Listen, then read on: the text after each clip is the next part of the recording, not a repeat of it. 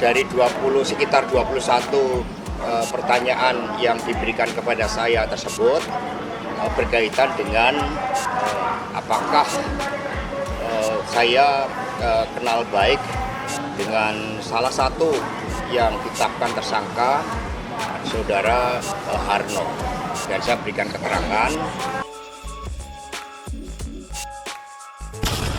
Halo sahabat F2 News Update. Kali ini kita ada berita Sekjen PDIP Hasto Kristianto akhirnya diperiksa KPK terkait kasus DJKA.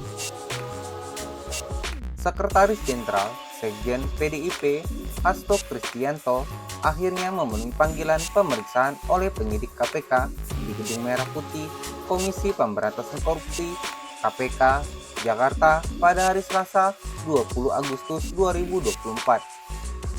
Hasto akan diperiksa sebagai saksi dugaan korupsi proyek jalur kereta di lingkungan Direktorat Jenderal Perkeretaapian DJKA Kementerian Perhubungan. Hasto tiba di KPK sekitar pukul 09.55 WIB. Dia ditemani kuasa hukumnya, Roni Talapesi, Johannes Tobing, dan sejumlah anggota tim hukum PDIP. Hasto kemudian masuk ke lobi Gedung Merah Putih KPK dan mengurus administrasi di meja resepsionis. Setelah itu, ia menunggu dipanggil penyidik untuk naik ke lantai 2, tempat pemeriksaan dilakukan. Hasto mengatakan ia akan memberikan keterangan terkait kapasitasnya sebagai sekretaris tim pemenangan Jokowi Maruf Amin pada Pilpres 2019.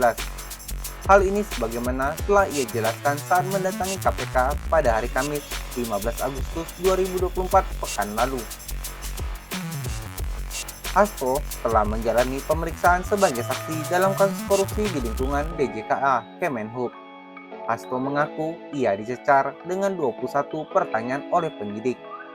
Dan untuk itu, dari sekitar 21 pertanyaan yang diberikan kepada saya tersebut berkaitan dengan apakah saya kenal baik dengan salah satu yang ditetapkan tersangka, Saudara Harno.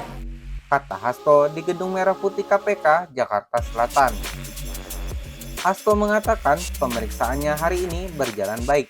Dia juga mengaku tidak lagi merasa kedinginan saat diperiksa di gedung KPK.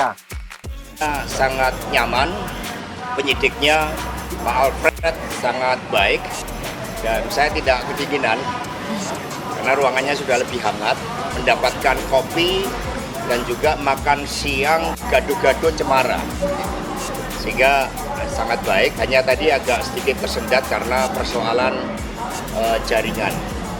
Hasto menjelaskan dalam pemeriksaan hari ini ia ditanya mengenai komunikasi yang pernah dilakukan dengan salah satu tersangka di DJKA. Dia menyebut saat itu nomor ponselnya diberikan kepada tersangka tersebut.